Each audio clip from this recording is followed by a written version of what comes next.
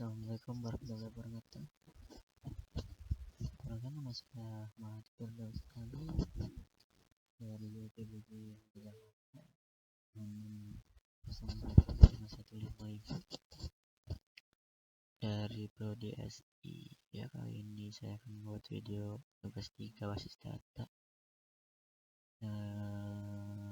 tentang PHP.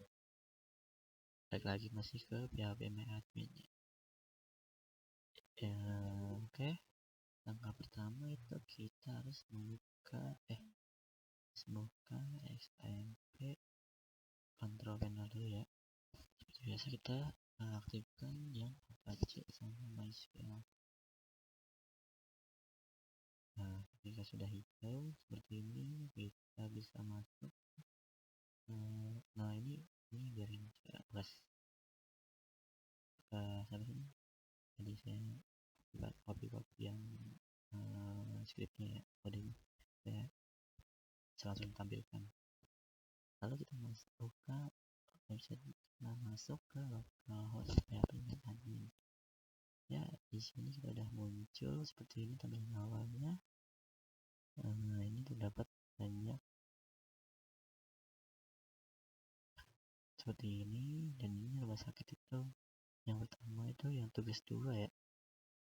Nah, kita buka yang tugas 3 nih. Tugas 3 itu isi tentang ini.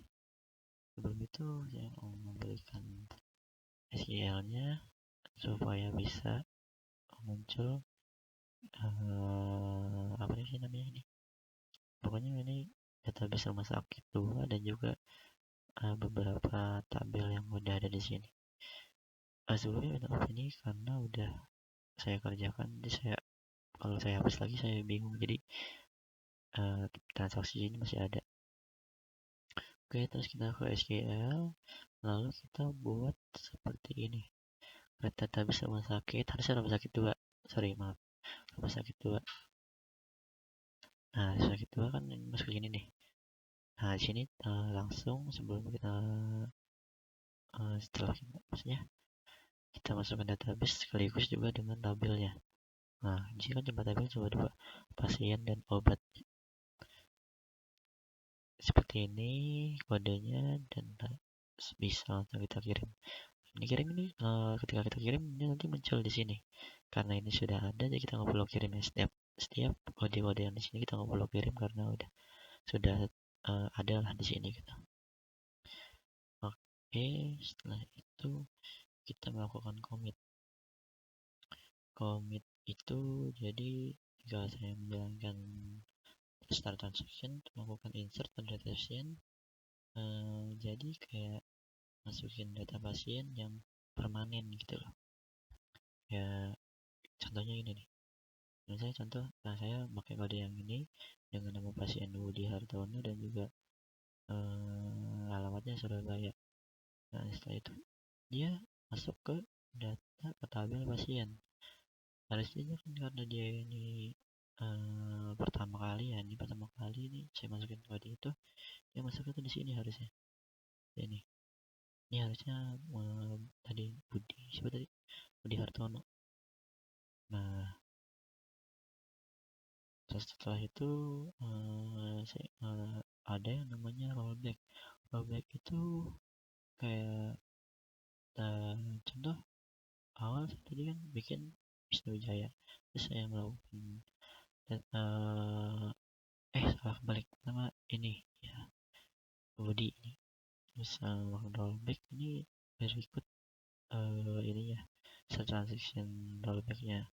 Nah, itu ternyata salah nama ternyata yang Surabaya itu bukan Budi Hartono tapi Wisnu Wijaya. Kita bukan rollback atau mengubah nama pasiennya seperti dengan update pasien dengan Wisnu Wijaya dengan alamat yang sama seperti itu. Nanti masuk ke sini. Ini cuma tambahan doang ya. Ini cuma tadi saya nyoba-nyoba, ternyata saya tambahin lagi supaya memastikan kodenya tuh benar apa enggak. Oke. Oh iya, ini ada passion misalnya contohnya mengubah yang ini ada passion sama dengan satu itu untuk mengubah yang ada passion satu. Jadi dia ubahnya tuh yang ini. Kalau di ID passion 2 yang berubah adalah yang ini. Selanjutnya itu adalah save point ya. Save point tuh kodenya seperti ini. Jadi dia bisa ketika saya menambahkan ini tuh dia langsung muncul ke tab pasien tadi. Dan juga ada yang di bawah sini, ini rollback. Jadi yang harus saya masukkan sebenarnya adalah Andi. Nah, ketika di rollback itu terus kita commit berubah jadi Sinta gitu. Tadi saya nyobanya tuh ketika nomor 2 tadi yang Mustaliyah ini. Nah, pokoknya semua yang di SQL tuh dikirim, cuma kita nggak bisa kirim ya karena sudah jadi database dan tabelnya berikut pasien-pasiennya, jadi kita nggak perlu kirim lagi. Jadi seperti inilah kodenya gitu, save point ya. Oke, setelah itu kita ke trigger ya. Trigger itu jadi otomatis ya, jadi kayak trigger itu otomatis mengurangi stok gitu loh. Kayak kan sini ada di table ini ada pasien sama obat ya tadinya nih awal gitu. Nah, setelah itu kita masukkan SQL ke database rumah sakit itu dengan create tabel transaksi obat. Nah, tadi kan di awal kan dua doang nih, obat sama pasien. Ketika saya create table transaksi obat, muncullah ini table yang ini. Nah, dengan tambahannya itu adalah create trigger. Ini trigger tuh jadi saya bisa mengatur atau bisa menambahkan atau mengurangi stok obat yang ada di sini dengan codingan seperti ini. Mungkin bisa otak-atik di sininya untuk apa sih namanya, stoknya bisa dikurangin atau ditambahin, bisa di sini update atau bisa langsung kita ke tab obat kita ubah gitu. Oke, ya begitulah database kali ini. Jadi ini tentang jadi kesimpulannya itu adalah smart particle ini itu ya